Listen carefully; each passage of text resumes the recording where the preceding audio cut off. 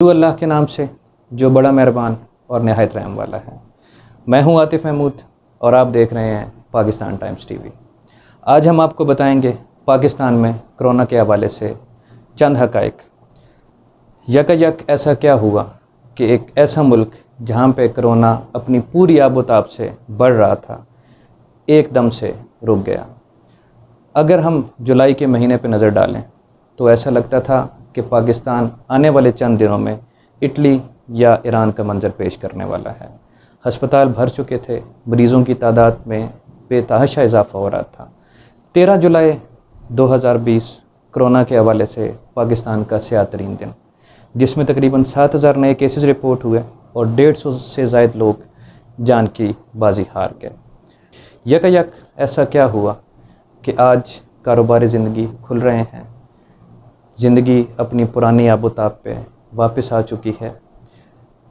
आप क्या समझते हैं, क्या ये एक मौजज़ा है या इसकी कोई साइंसी तावील मौजूद है? आज इस वीडियो में हम आपको बताएंगे कुछ हक़ाइक़। मिलते हैं एक ब्रेक के बाद। ब्रेक पे जाने से पहले आप हमारे चैनल सब्सक्राइब करें और इस वीडियो को लाइक करें।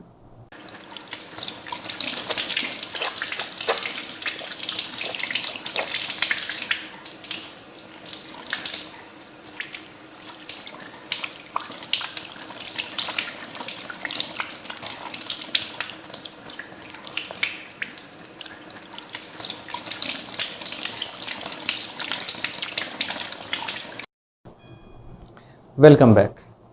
आइए अब हम नज़र डालते हैं कोरोना से मुतालिक चंद बड़े ममालिक की सूरत हाल पे। अमेरिका, जो कि इस वक्त दुनिया की वाहिद सुपर पावर है, हम ऐसा समझते हैं कि उनका हेल्थ सिस्टम बहुत मजबूत है, उनकी पॉलिसीज़ बहुत शानदार हैं, लेकिन वहाँ पे कोरोना के मरीज़ों की मजमूई तादाद 50 लाख से बढ़ चुकी है। लॉकडाउन के बावजूद वहाँ पे कोरोना पे काबू नहीं पाया जा सक रहा।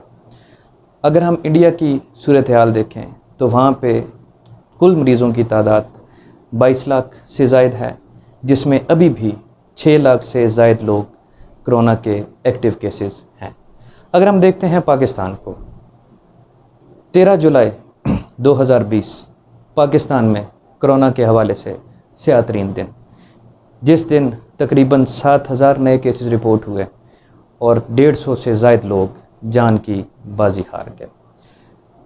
उस वक्त ऐसा महसूस हो रहा था कि आने वाला वक्त बहुत ही बुरा है, लेकिन अगर आज हम देखें तो तकरीबन 2.5 लाख से ज़्यादा लोग तंदुरुस्त हो चुके हैं, 6000 से ज़ायद लोग वफ़ात पा चुके हैं और मजमूई मरीज़ों की तादाद 20,000 से कम रह चुकी है। माहिरीन इस खोज में हैं कि पाकिस्तान में ऐसा क्या है जो कि बाकी दुनिया में नहीं है। साइंसी तावीलें तो कई हैं, लेकिन आइए चंद तावीलों पे हम नज़र डालते हैं। वजूहात जानने से पहले हम पाकिस्तान में कोरोना से मुतालिक लोगों के तासुरात जानते हैं। एक तासुर ये है कि क्योंकि टेस्टिंग कम की जा रही है, जिसकी वजह से पाकिस्तान के अंदर कोरोना के मरीज़ों की तादाद बेहद कम है। अगर हम मुख्तलिफ़ ममालिक का जायज़ा लें तो हमें पता चलता है कि अमेरिका में तकरीबन 6 करोड़ से ज़्यादा टेस्ट किए गए, इंडिया में तकरीबन 2.5 करोड़ से ज़्यादा टेस्ट किए गए और पाकिस्तान में टेस्टों की मजमूई तादाद तकरीबन 21,84,000 है। अगर यहाँ तक देखा जाए तो इस तासुर को ठीक माना जा सकता है, लेकिन तस्वीर का दूसरा रुख मौजूद है।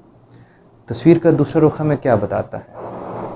अगर हम पॉजिटिविटी परसेंटेज को देखें तो पॉजिटिविटी परसेंटेज पाकिस्तान के अंदर 13.25, अमेरिका के अंदर 8% से भी कम और इंडिया में तकरीबन 9% है। आइए जानते हैं कि ये पॉजिटिविटी परसेंटेज क्या है।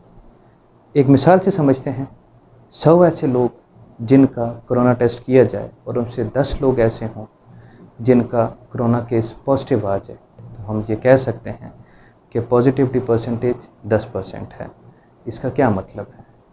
इसका मतलब ये है कि WHO ने जो कोरोना के हवाले से गाइडलाइंस दी थी कि कौन से ऐसे मरीज़ जिनका टेस्ट किया जाना चाहिए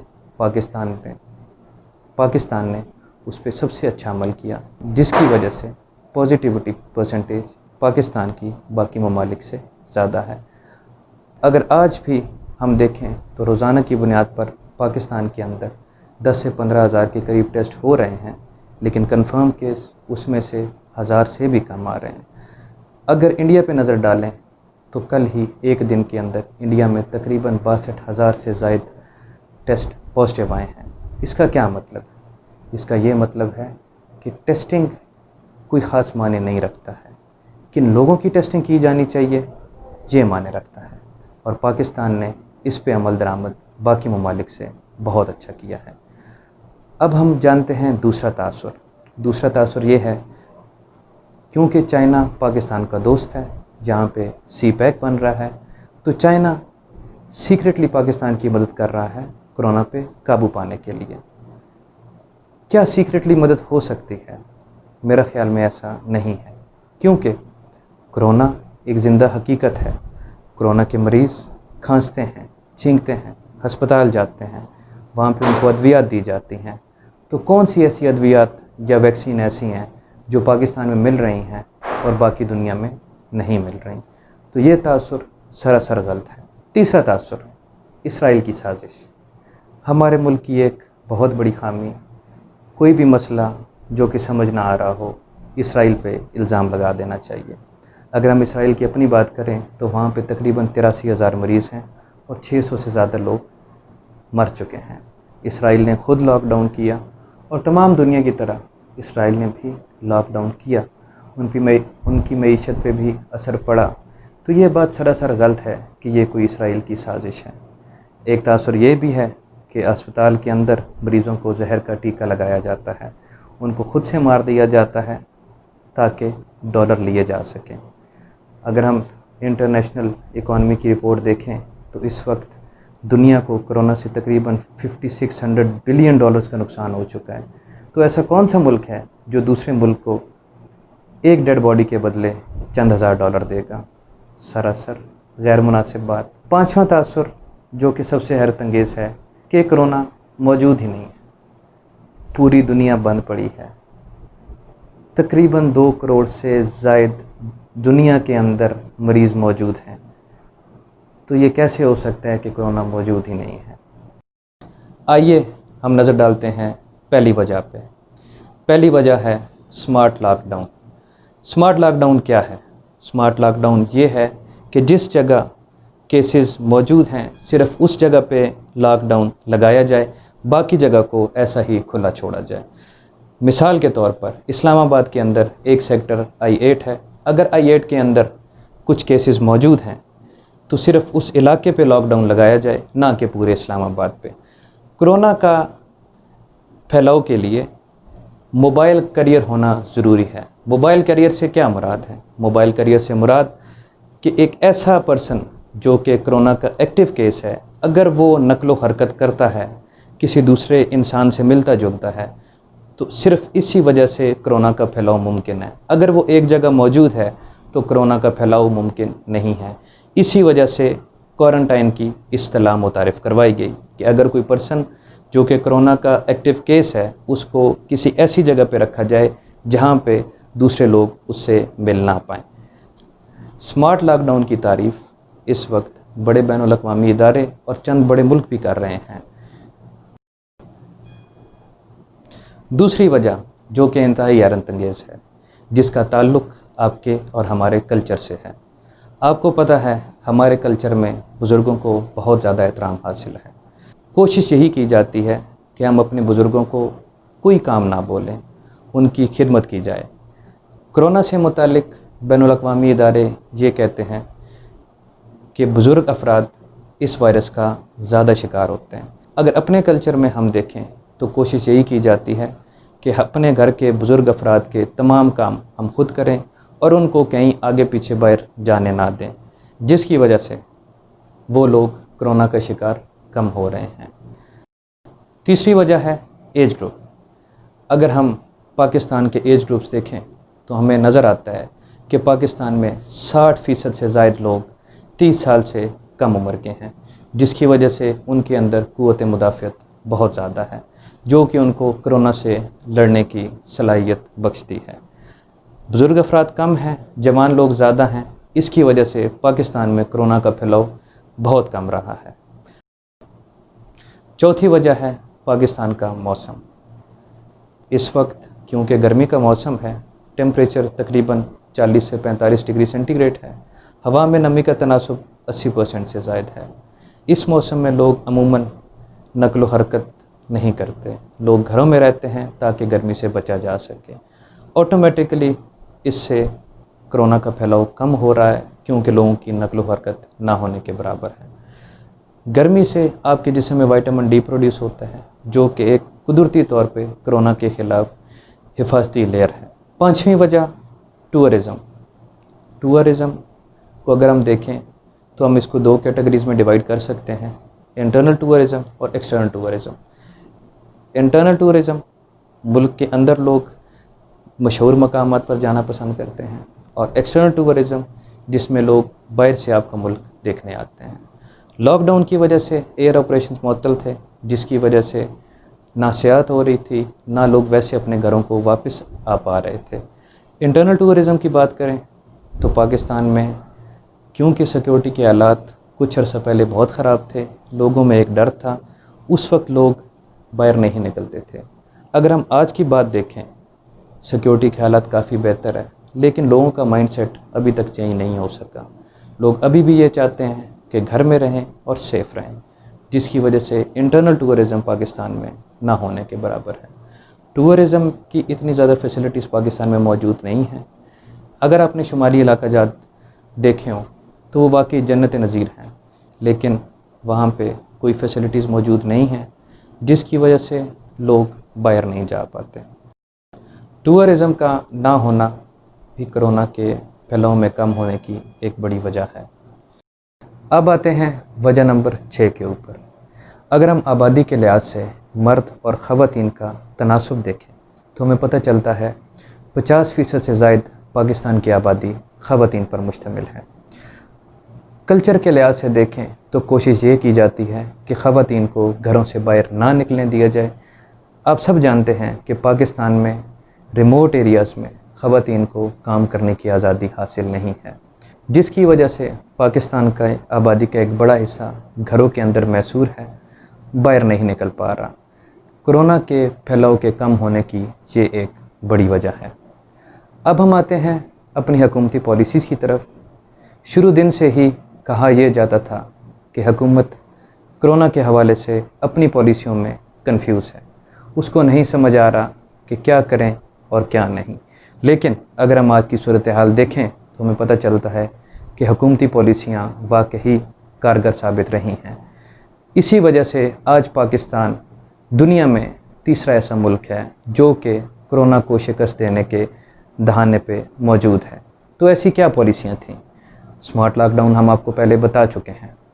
अब अगर हम देखें कि क्वारंटाइन सेंटर की फ़ैसिलिटीज़ क्या क्या थी, गवर्नमेंट ने कोशिश की कि हर इलाके में ऐसे यूनिट्स बनाए जाएं जहां पे कोरोना के मरीज़ों को सेपरेट करके रखा जाए। ऐसे यूनिट्स बने, कोरोना के मरीज़ अलहदा हुए, जिसकी वजह से कोरोना कम फैला।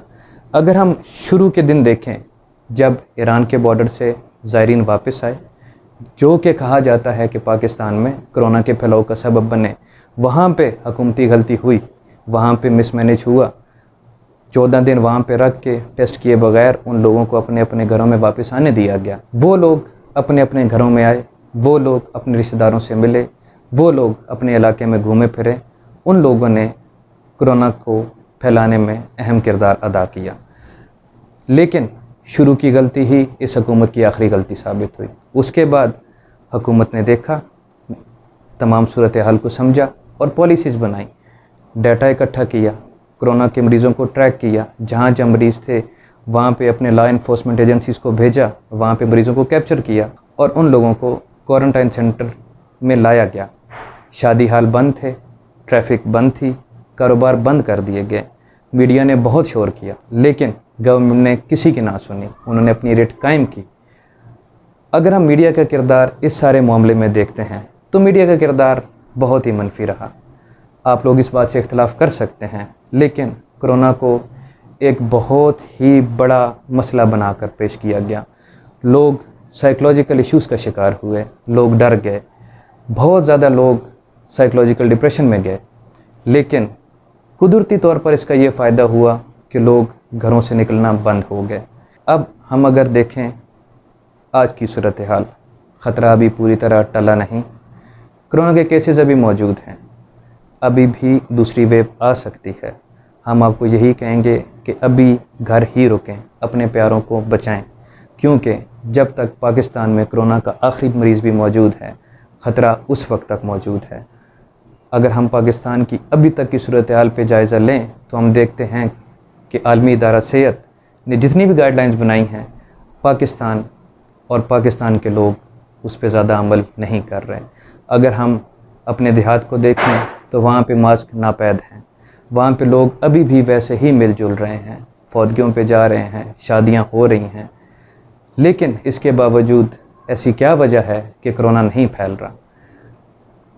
अगर हम पाकिस्तान का कंपैरिजन करें इंडिया से, इंडिया का कल्चर तकरीबन सेम है, वहाँ की और यहाँ की जितनी वजूहात हैं वो सारी एक जैसी हैं, लेकिन पाकिस्तान में मरीज़ 20,000 से कम, इंडिया में मरीज़ 6 लाख से ज़्यादा। तो हम इस पे क्या बोलें। हमारा आखिरी कमेंट यही है कि सिर्फ़ और सिर्फ खुदा पाक की रहमत हुई जिसकी वजह से कोरोना ख़त्म हुआ।